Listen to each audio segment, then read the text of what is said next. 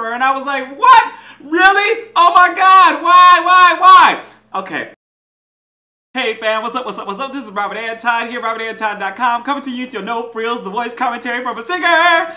Who remembers that? Tell me.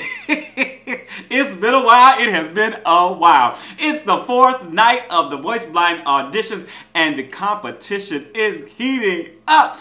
We've got some rock, we got some folk, we got some soul and R&B, we got some pop, we got some country. Are we missing anything? Well, we just may find it tonight if we are missing anything. So let me tell you what happened. We started this show with Anthony Alexander. He was 17. He did Redbone by Childish Gambino. And he had a nice falsetto going on as he started this out. Good placement. And Adam chimed in after he finished the first few phrases. He seemed to relax a little bit just before J Hud and Miley chimed in for him and showed off a little chest register that was really nice and strong. Very sweet sounds. And he even had a little growl going on the end. I was like, go ahead on, boy. Show off that voice. Blake said he heard so many influences in his voice, including Michael Jackson. J Hud said she heard Prince and loved that he was exploring with his voice. Miley said she wanted to learn from him and help him get better. And Adam talked about the diversity of his voice and said the way he sings is very honest and secure. And Anthony chose Adam because he felt more connected and he said he could help him grow. Second up was Sophia Bollman. She was 18. She did Invincible by Clarkson. And this is some, these are some big shoes to fill, and she had the attitude that she started out with a nice range. Though her voice was just a little thin in the higher parts, at the first part that she sang, she had a really good tone in her chest range, and she did blow up the big notes. She really got up in there, got the crowd amped. Blake turned for her first, and then Miley turned as she ended the song. Blake told her she has an incredible pop soulful voice and said she deserves to be in this competition. Miley told her that she had some moments that weren't as strong, but she has a huge range, and J Hud noticed that she has a very big voice, and Sophia chose Miley, calling Miley the greatest thing ever. And if you think I'm the greatest thing ever, please make sure to thumb up the commentary and let me know that you are enjoying it. I really appreciate you watching. I appreciate the comments so far. I appreciate you telling me who you like and who you don't like and what and wherefore. You know, we can get into talking and all that good stuff. So make sure to let me know down in the comments who are your favorites so far. What would you like to hear them sing in the next few episodes? This is Robert Anton, robertanton.com. Thanks again so much for your thumbs. Next up was Jessica Rowboat. She did Imagine by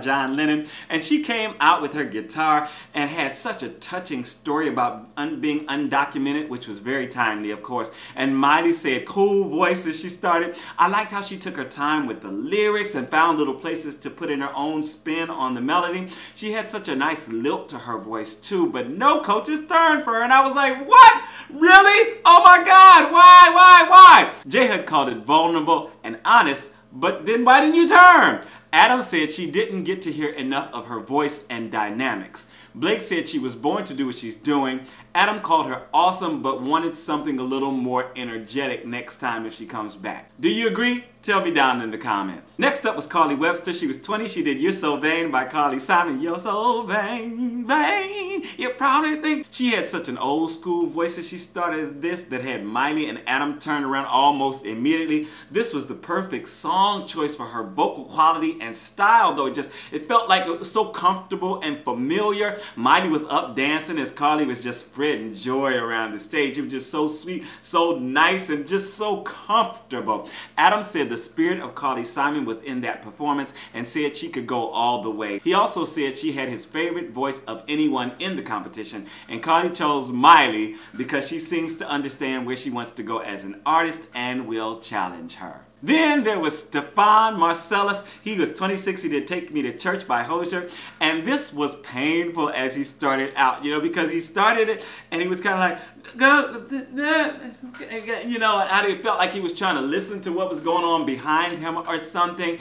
And then, but finally he got back on and he was having problems. But J Hud turned for him anyway. Like as soon as he got back on, she chimed in, turned for him, and he gained confidence as he went along and really lit into the song, started performing and everything. He was straining a little bit on the higher notes, but I liked his sound and his passion was just all over the stage. I really enjoyed it. He didn't give up. J-Hud said she turned for him because she could hear his voice, though he messed up in the beginning. And she really talked about like how that's happened to her before and like really recently. And, you know, it's such a good thing. I felt like, you know, it was really moving to me because she gave him a second chance. You know, he messed up, he got back on the horse, and she gave him a chance again to come up again in the battles. So the pressure is going to be on, but he does have a second chance. And he did sound like he had a really good voice. And in the pimp spot, we had Emily Luther. She was 24. She did Summertime. She's another Berklee College of Music girl and has done some background singing and signed a record deal. She's also a wedding singer like your boy. Loved how she floated that opening salvo when she started out, gave us a little something, you know, gave us a little something. Y'all know I like that so much.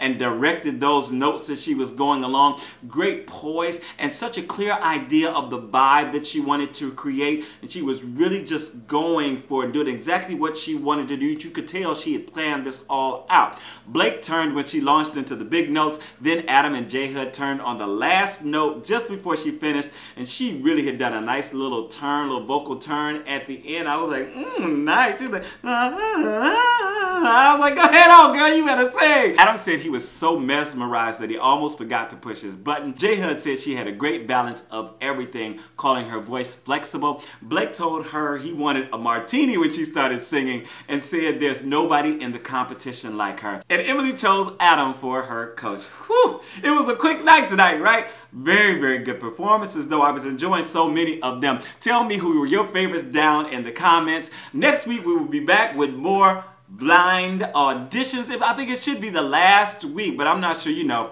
how sometimes they do 3 weeks, sometimes they do 4 weeks. So we'll see how it goes. That's it for me this week. This is Robert Anton, robertanton.com. Thank you once again for watching. Thank you for your thumbs. I am out.